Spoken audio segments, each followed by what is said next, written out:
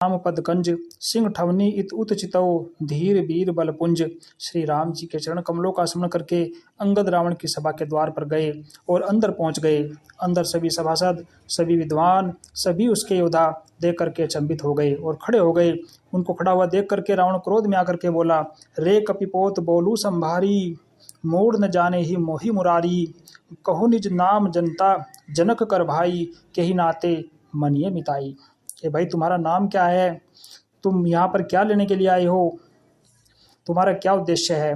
तब अंगद बताता है कि हे रावण, मैं बाली पुत्र अंगद हूँ, प्रभु श्री राम का सेवक हूँ। मैं तुमको समझाने आया हूँ, तुम माता सीता को सम्मान सहित वापिस कर दो। रावण उसको बैठने के लिए भी नहीं कहता है, वो स्वयं अपनी पूंछ का सिंहासन बना करके बैठ जाता है, क्योंकि वो स्वाभिमानी है, कर्तव्यनिष्ठ है, निडर है। अब रावण उसको बार बार समझाता है कि हे रावण, तुम्हारा कुल उत्तम है, तुम पुलस्त्य ऋषि के पौत्र हो, शिव और ब्रह्मा की पूजा करके तुमने बहुत सारे वरदान प्राप्त किए हैं, तुमने राजाओं को जीता है, तुम शक्तिशाली हो। इसलिए मैं तुमसे विनती करता हूँ कि प्रभु के शरण में आ जाओ और माता सीता को सम्मान सहित लौटा दो। लेकिन रावण उसकी बात को नहीं सुनता है। अंत में वह रावण को चेतावनी देते हुए, सभी योद्धाओं को चेतावनी देते हुए कहता है और अपने पैर को धरती पर जमा करके बोलता है, जो मम चरण सक्सी सटटारी, फिर ही राम सीता मैं हारी। सुनहूँ सुबट सब कह दस सीसा, पद गही धरनी पच्छा रहूं कीसा। वो बार बार समझाता है। अब रावण उसकी बात को देख करके क्रोध में आकर के अपने योद्धाओं से कहता है कि इस बंदर को उठाकर फेंक दो।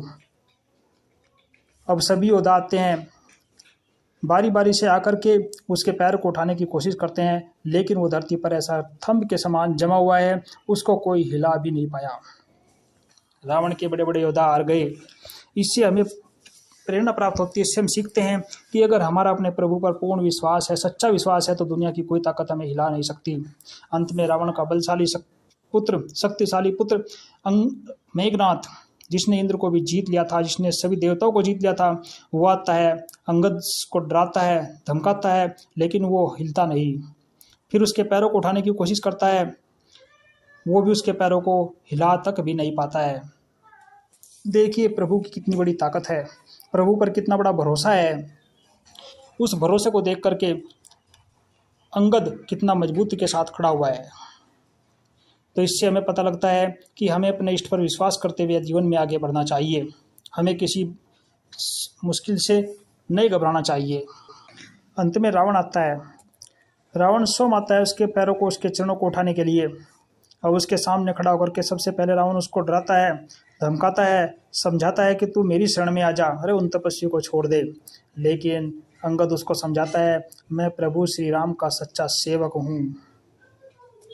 हे रावण, अगर हिम्मत है तो मेरा पैर उठाकर दिखा। रावण उसके पैरों की तरफ बढ़ता है और उसके पैरों को उठाने की कोशिश करता है, लेकिन अगले ही पल क्या देखते हैं कि अंगद अपने पैर को स्वयं उठा लेता है और रावण को कहता है कि हे रावण, मेरे चरण कमलों के हाथ मत लगा, तू प्रभु श्री राम के चरण कमलों में पहुंच।